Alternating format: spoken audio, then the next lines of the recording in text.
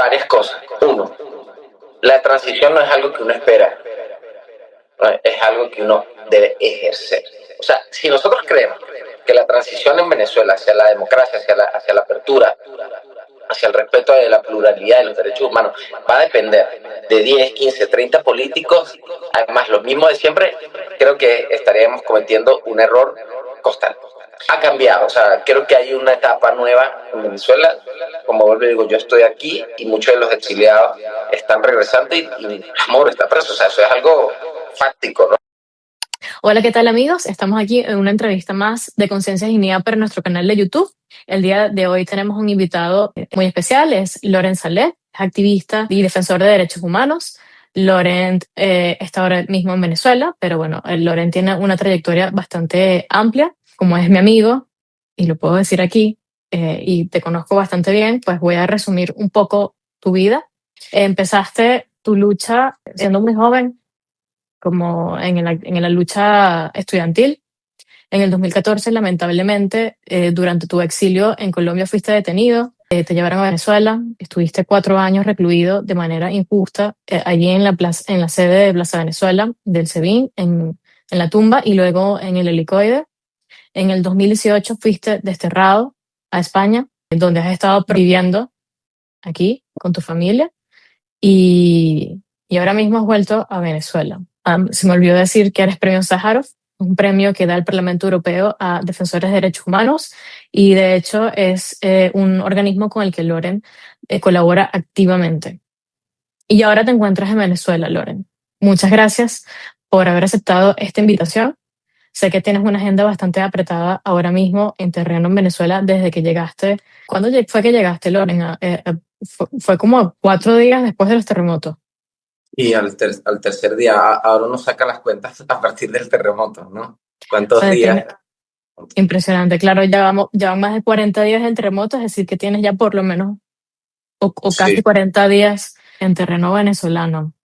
¿Y has vuelto después de cuánto tiempo, Loren? Para mí son 13 años que no andaba por las calles de Venezuela, porque la última vez que pude andar por Venezuela fue en el 2013. Salgo a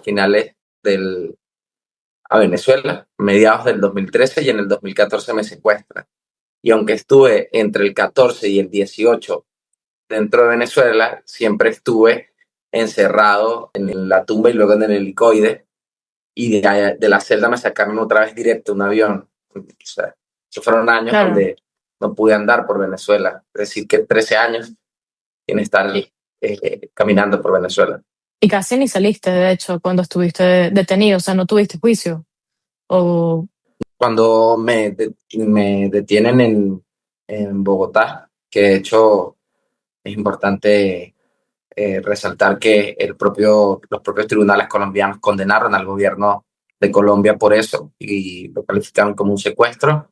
Me pasaron a Venezuela y durante los 4 años y un mes nunca me hicieron un juicio. La audiencia preliminar fue diferida más de 57 veces. Y un día simplemente me sacan de la celda y me montan directo en un avión junto a una delegación diplomática. Y bueno, nunca hubo un proceso judicial medianamente normal, ¿no? Pero bueno, aquí andamos. Son las consecuencias de defender los derechos humanos bajo un régimen dictatorial. claro, y quiero resaltar el hecho de que hayas, o sea, la importancia de que hayas regresado a Venezuela, porque a ti te sacaron prácticamente desterrado de Venezuela en el 2018. O sea, tú realmente no podías volver. Y el hecho Sí, de que hayas regresado no es algo fácil. ¿Cómo fue que tomaste esa decisión? bueno, yo nunca me quise ir de Venezuela. eh, un destierro me obligaron y para mí fue muy doloroso tener que dejar de mi país, ¿no? Después de que ya te hacen lo que te hacen, te torturan, te aíslan, te maltratan y maltratan a tu familia, a tus amigos, y después simplemente te sacan del país, te echan, te quitan tus documentos, todo. No es fácil. Cada año en el exilio, por más que uno se trata de reinventar y de adaptar, y a pesar de que, digamos, yo siempre he tenido un trabajo internacional y un perfil en la política exterior y interactuado y trabajado en otros países con otros y en otras crisis. Siempre eché de menos Venezuela y era una herida, una hemorragia, ¿no? Que uno tenía ahí por no poder estar en Venezuela. Y cada vez que se agudizaba la crisis en Venezuela, verla desde lejos duele mucho, es agobiante, agonizante. Quería venir, o sea, siempre estuve como haciendo cálculos cuándo será que podré colarme y entrar de nuevo a mi país.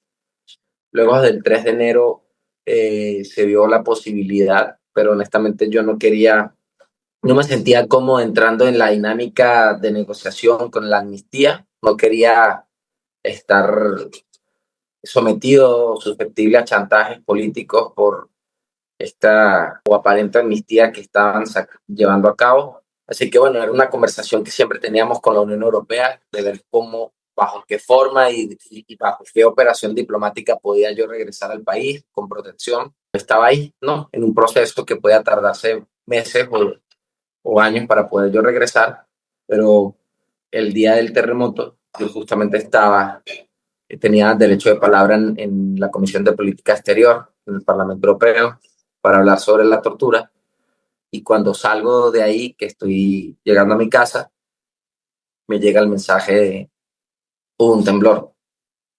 Claro, no te dicen hubo un terremoto doble de tanta magnitud, sino un temblor. Entonces uno, bueno, un temblor. Pero cuando empiezo a revisar las noticias y veo el impacto real de lo que está pasando, pues bueno, me puse muy mal. Sé que tanto tú como cualquier venezolano en el extranjero sabe lo duro que fue ver esas imágenes de lo que estaba pasando en Venezuela, especialmente en La Guaira. Y ahí es cuando digo, mira, tengo que ir y tomo la decisión. Le comunico a varios compañeros que también están en el exilio y asumo un riesgo, porque siempre estaba el riesgo de ser detenido apenas llegar a la frontera, pero era un riesgo que estaba y estoy dispuesto a asumir porque es muy doloroso estar afuera. Y sé que nuestros amigos, nuestros hermanos necesitan toda la ayuda posible porque es una población que durante muchos años ha resistido las condiciones más adversas que podamos imaginar para una sociedad. Así que bueno, mi retorno yo hubiese querido que fueran otras condiciones, en otras circunstancias, que fuera algo mucho más alegre, poder regresar con mi familia tranquilo, pero bueno, las cosas se dan como se dan. Regresé en el contexto de un desastre natural y aunque ha sido un infierno realmente lo que hay en La Guaira, también como yo lo digo, es un infierno lleno de ángeles. Poder regresar y estar aquí en mi país ha sido de las cosas más maravillosas que me han sucedido y hoy creo que fue la decisión más acertada que tomé. Rescato algunas cosas que dijiste antes, Loren. Tú no puedes pedir la amnistía porque no tienes una causa penal abierta. Quería dejar claro ese punto. Y dos, evidentemente es muy doloroso volver a Venezuela en estas circunstancias cuando pudieron haber sido otras. Y tres, es admirable que a pesar de que tengas este miedo, de este riesgo que existe, que estás dispuesto a asumir, como tú bien lo dices, si quieras estar en Venezuela y sigues todavía en Venezuela. Sobre todo porque te he visto con un rol importante desde que llegaste, porque sé que ahora mismo en Venezuela falta como un poco de organización a nivel de ayuda en el terreno. Creo que al principio, sobre todo porque la ayuda, bien lo dicen los de la UCB, ha bajado hasta un 70%. Y al principio fue una locura. Y creo que una persona como tú que tenía ese rol fue muy importante al principio para intentar organizar todo lo que pasaba. Entonces, realmente te admiro mucho. Y yo quería preguntarte, Loren, sé que las circunstancias en las que volviste es complicada esta pregunta, pero no sé si sientes que Venezuela ha cambiado desde que la dejaste, desde que caminaste en ella, en libertad, en el 2013, hace 13 años, solamente. Definitivamente ha cambiado. La gente me pregunta, mira, ¿qué va a pasar? Yo respondo, ¿qué está pasando? O sea, yo sí creo que inició una transición. O sea, yo estoy en Caracas libre y Nicolás Maduro está preso en una cárcel en Estados Unidos. Te comento, estoy realmente impactado con el cambio respecto a la seguridad. En el 2013 Venezuela estaba en el ranking de violencia y de inseguridad y era un farmatodo, era Un un deporte de peligro riesgo. Ujú. total. O sea, era una guillotina, como le decíamos. Hablar por celular en la calle era algo prohibido totalmente. Muchas zonas de Caracas están prácticamente vetadas para muchos y hoy en día, en ese sentido, Venezuela está bastante segura. Eso a mí me ha impactado y yo creo que hay que decirlo sin complejo. Venezuela hoy tiene, tú puedes andar por la calle sin miedo a que te vayan a robar, que te vayan a asaltar. Ya tengo más de un mes y no he visto, ni he presenciado, ni he sido testigo de algún hecho de inseguridad, cosas que diariamente veíamos muchas veces. Eso para mí ha sido lo que más me ha impactado. Bueno, ¿cuáles fueron las razones? El éxodo masivo, eh, la, las operaciones terribles que hizo el FAE en muchas zonas, no lo sé realmente. Pero lo que sé es que hoy Venezuela, en cuanto a la seguridad en la calle, es bastante notable. Por otro lado, la actitud de los cuerpos de seguridad, de los funcionarios, es muy interesante. Esa agresividad, esa violencia, ese arrojo que tenían, más allá de la persecución política, sino en la actitud no invasiva, hostil, violenta de los funcionarios militares y policiales, hoy no es de la misma forma. Creo que están muy desmoralizados, no solo por lo que pasó el 3 de enero, que los dejó a ellos en ridículo, sino porque realmente creo que ellos son muy conscientes de que la sociedad, lamentablemente, los repudia, los odia, siente un gran desprecio por ellos. Al mismo tiempo son personas que tienen unos sueldos miserables completamente, como bueno, como el resto de los venezolanos. Tú los ves, o sea, sobre todo los policías y soldados, son soldados muy jóvenes. Es claro que no tienen una alimentación adecuada, que tienen problemas nutricionales y cognitivos. Y lo de La Guaira, bueno, muchas, ¿dónde vivían la mayoría de esos policías y sus familiares? Bueno, en las misiones viviendas, en OPP. Y ellos vieron cómo fueron en muchos casos abandonados por el propio Estado y sus propias instituciones. Entonces, ahí por otro lado hay un buque gigante estacionado en Bolipuerto. Yo lo veía ahí todos los días, ¿no? Y hay un tutelaje de Estados Unidos, hay presencia activa de funcionarios norteamericanos aquí. Entonces, bueno, estos funcionarios, que hay muchas alcabalas que están en la calle porque están haciendo presencia activa en la calle, están en una posición, en una actitud muy diferente a la que tenían antes, por esas condiciones que he nombrado y por otras más. Y es muy interesante ese cambio de actitud y merece nuestra observación con calma, con cercanía. Este año que siento que hay grupos, incluso los trabajadores y gente mayor, se han atrevido a salir después de tantos años. Y recuerdo que esas manifestaciones de los trabajadores cercano al Día del Trabajo, del Trabajador el 1 de mayo, fue reprimida. Y recuerdo ver imágenes de señores mayores que fueron amedrentados. Puede ser también lo que dices es que la represión ha bajado bastante. ¿Tú sientes que las personas se siguen autocensurando o eso ha cambiado? ¿Ya no se autocensuran más o sigue igual?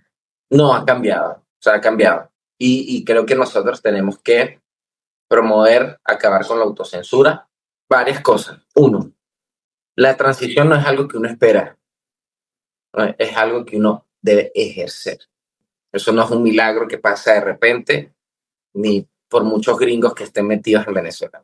Es algo que uno tiene que ejercerlo. Eso, bueno, la transición primero hay que creerla y ejecutarla. ¿Y a qué me refiero con ejecutarla o ejercerla? Exigirla.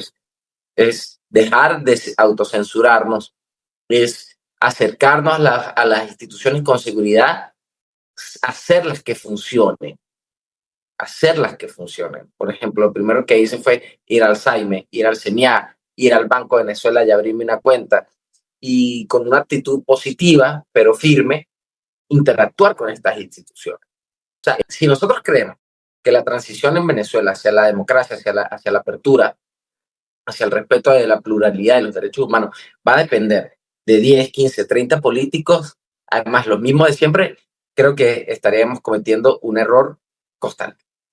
La transición tenemos que ejercerla cada uno de los ciudadanos, asumiendo nuestros derechos y asumiendo nuestros deberes. Y creo que la gente hoy siente la tranquilidad de poder hablar con una seguridad y con una tranquilidad que definitivamente hace un año era imposible. Y no solo eso, voy más allá.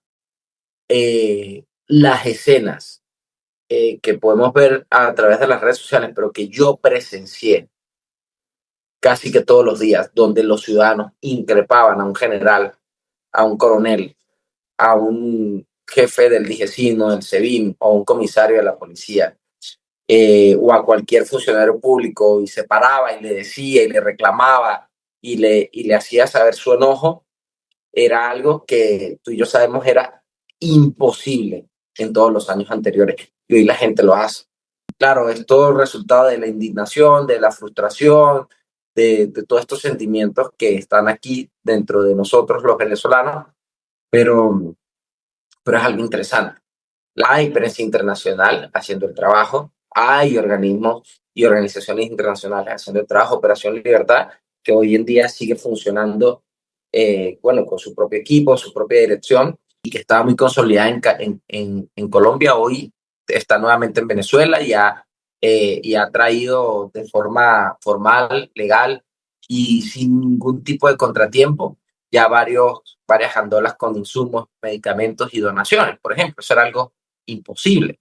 Y yo me he sentido con toda la tranquilidad de poder decir lo que siento y lo que opino ha cambiado. O sea, creo que hay una etapa nueva en Venezuela. Como vuelvo y digo, yo estoy aquí y muchos de los exiliados están regresando y amor está preso. O sea, eso es algo fáctico, ¿no? Entonces, creo que tenemos que, con el momento, también cambiar muchas de nuestras acciones. O sea, ya no solo es denunciar, sino también proponer, crear, construir. Y en eso estoy enfocado particularmente, ¿no? Yo ya durante muchísimos años me dediqué a denunciar, a documentar los crímenes que sucedían en Venezuela. Todos estamos claros de la naturaleza del régimen, del sistema, de su maldad, de su respeto a la dignidad humana. Ahora lo que el país nos demanda es propuestas, es soluciones, es reconstruir, es reparar, es sanar. Esto no es fácil. No es fácil porque implica elevar nuestros sentimientos, nuestros intereses, nuestras emociones y ser inteligentes y ser creativos. Es una etapa difícil, no es la más difícil que hemos pasado, pero sí me atrevo a decir que va a ser de las más lindas que vamos a experimentar. Definitivamente. Mira, ha cambiado muchas cosas, pero hay otras cosas que siguen intactas. Y algo que sigue intacto y que a mí me conmovió desde el primer momento es esa bondad del venezolano, esa forma de ayudar, de querer, de acercarse, o sea, eso está intacto. O sea, y creo que eso es una victoria de la ciudadanía venezolana, que pese a años de un sistema egoísta, depredador, el venezolano ha conservado una de las cosas más puras y más bonitas, que es ese sentimiento tan noble de ayudar, de Bien. solidaridad, de empatizar. La Guaira fue la expresión más elevada y yo le decía, mira, me preguntaban unas embajadas de cómo veía yo los diálogos políticos de ahora. Entonces, yo le decía, bueno, no los veo con muchas expectativas, deseo lo mejor, pero lo que yo quiero es que ustedes se fijen no en ese diálogo de algunos grupos políticos, sino el diálogo social que se está dando, ¿no? Esta niña blanca, fresa, cifrina del este de Caracas, amarrada a taxista del oeste de Caracas, siendo los mejores amigos, bajando a La Guaira para llevar un medicamento que mandó un exiliado para entregárselo a un policía que su papá está enfermo. Eso está pasando. Y eso hay que promoverlo, y eso hay que empujarlo, porque ahí nos hemos acercado sectores que no necesariamente estábamos en conflicto, pero sí distanciados. Y hoy estamos de forma muy orgánica, muy integrados, con una cosa que es ayudar, que es sostener a los más débiles. Yo estoy evidentemente esperanzado y creo en nuestra ciudadanía, creo en nuestra gente, creo en ellos. Cuando vas al interior ves la resistencia profunda, más allá de los escudos de cartón, vemos la resistencia profunda. ¿A qué me refiero? Al campesino, al agricultor, al ganadero, al pequeño comerciante que todo este tiempo se mantuvo resistiendo las condiciones más adversas, secuestro, extorsión, expropiaciones, invasiones, cualquier tipo de presión por parte de las instituciones del Estado y organizaciones criminales. Y esa gente está ahí, sigue creyendo en el país con precariedades, pero con sonrisa. Entonces, creo que el deber de nosotros, los exiliados, es venir a ayudarlos y a decirle, bueno, vamos, pues, y sostenerlos y acompañarlos en la reconstrucción. Totalmente. Entonces tú invitas, Loren, a que los exiliados puedan volver a Venezuela ahora mismo.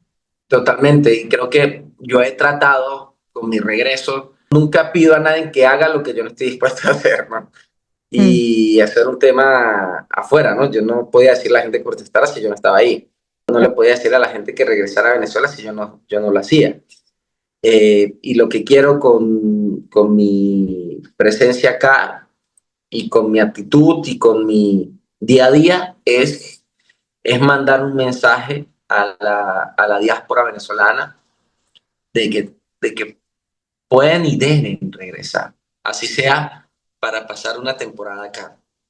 Creo que tenemos que no reconciliarnos como venezolanos, porque nosotros creo que hace mucho superamos muchas cosas y creo que hay un gran consenso nacional de búsqueda del cambio, pero debemos reconciliarnos con la nación y sobre todo con las instituciones del Estado, que con mucha razón desconfiamos totalmente. Claro.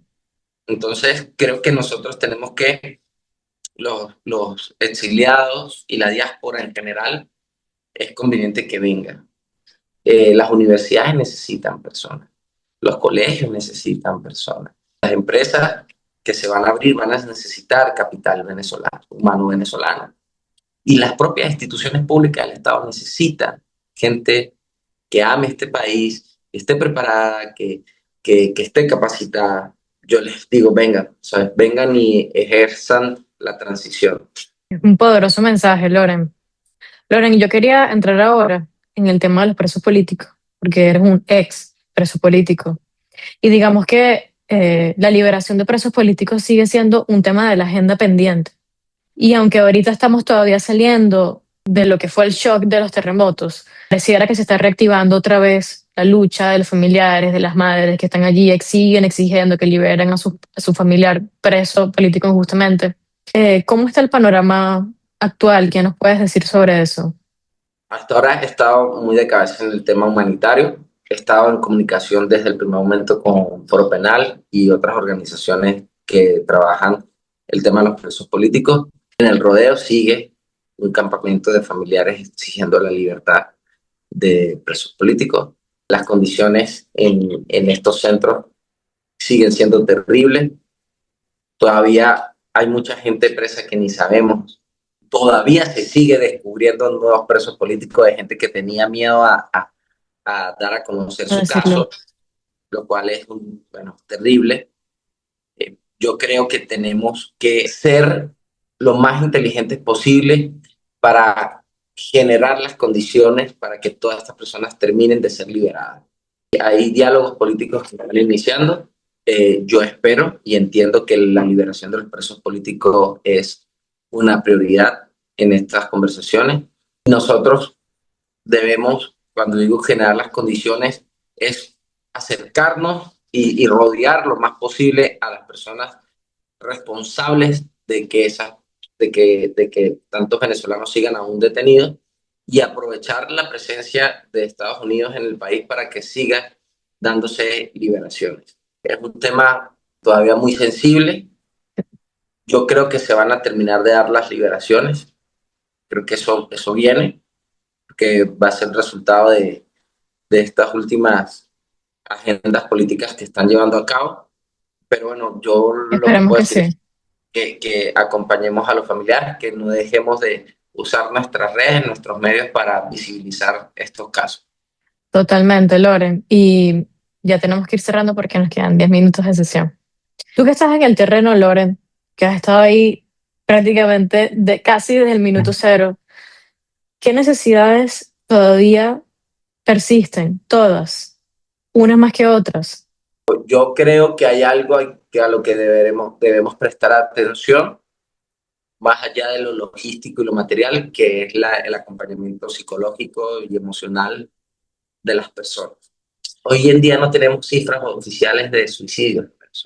Me preocupa esto porque nosotros en principio estamos bajo adrenalina, bajo mucha excitación Claro. para poder rescatar, salvar vidas y en medio de la conmoción, pero en la medida de que el tiempo pasa y se genera la distancia entre el día del terremoto Y y procesar las baja emociones. Ujú. esto, pues aparecen los fantasmas, ¿no? Y creo que ahí hay que prestar especial atención. Todavía me preocupa la situación de las escuelas porque la mayoría sufrió daños y las que no están siendo usadas como campamentos de refugiados, de damnificados. Y creo que la situación de la educación es muy crítica. Ya, pues bueno, todavía siguen tratando de rescatar cuerpos y hay todavía gente voluntarios trabajando en eso, pero vuelvo y digo, creo que el tema del acompañamiento psicológico y emocional de las personas es lo más Claro. delicado. Y bueno que lo dices, porque además es un problema invisible, ¿no? No lo podemos ver. Y aprovecho a quienes estén escuchando esto para comentarles que le dimos una entrevista con la psicóloga Genevieve Mundaray. Ella es especialista en migración, violencia de género y pudimos conversar precisamente cómo poder procesar y acompañar a víctimas de los terremotos en Venezuela. Entonces, no tiene desperdicio, los invito a verla y puedan escuchar y saber más o menos cómo actuar. Y si tú no eres un víctima directamente de los terremotos, no tuviste pérdidas directas, sí, ahí tienes herramientas que nos da la psicóloga para que puedas acompañar. Oye, Loren, quisiera preguntarte, ¿cómo ves a Venezuela en 10 años? Creo que Venezuela va a ser un país plenamente libre, productivo, mucha fuerza joven y sobre todo un país muy resiliente. Volví, te digo, confío total y absolutamente en nuestra ciudadanía. Lo demostró en La Guaira. Cualquier país, por muy funcional que sea su gobierno, un desastre del calibre que vimos en La Guaira, estoy seguro que se hubiese desbordado. La situación en La Guaira fue terrible, pero la atención y la contención que hizo la ciudadanía venezolana fue espectacular. Creo que Venezuela tiene un futuro muy prometedor por delante. Y graben esto porque en unos años vamos a ver y los resultados. Claro que sí, además de que yo creo que esto fue una demostración de que el pueblo venezolano es fuerte. Podemos, si nos unimos, lograr todo lo que queramos. Yo creo Seguro. que todos nos conmovimos, nada más. O sea, creo que eso fue la enseñanza que nos dejó esta tragedia. Y bueno, quisiera concluir con dos mensajitos, Loren, que nos puedas dar. Me gustaría que le dieras un mensaje a los venezolanos que están dentro y los que están fuera del país. Ya pasamos los años más duros y resistimos los años más difíciles para nosotros los venezolanos y somos sobrevivientes. Creo que la ciudadanía ganó porque no derrotaron nuestro espíritu, porque seguimos siendo un pueblo solidario, empático, que cree y ama la libertad. es decir, ideológica y filosóficamente y políticamente ganamos. No podemos no creerlo. Y yo les pido a todos que ejerzamos la transición hacia la democracia. La transición no se espera, sino se hace, se ejecuta. Y tenemos que normalizar el retorno de la diáspora venezolana, que podamos salir y entrar de nuestro país cuando queramos, como queramos. Gran mensaje, Loren. Y en menos de un minuto, un mensaje, si te pudieran escuchar los presos políticos que todavía están esperando su liberación. Un poquito más de fuerza. Yo sé que es muy duro estar ahí encerrado, pero se está trabajando para que sean liberados y créanme que lo vamos a lograr. Resistan un poco más porque van a salir de ese infierno. Va a suceder. Muchas gracias, Loren, por esta entrevista. Espero que sigas en terreno en Venezuela, que podamos estar en Venezuela pronto, juntos, y poder ayudar a reconstruir a Venezuela. Así que Gracias a nada, ti y te estoy esperando, hermana. Te estoy esperando. Aquí te necesitamos. claro que sí. Y todos los que nos estén escuchando, que si no están en Venezuela, también los esperamos. Así que nada, muchas gracias a todos por escucharlo. Muchas gracias otra vez, Loren. Y bueno, nos vemos en un próximo episodio.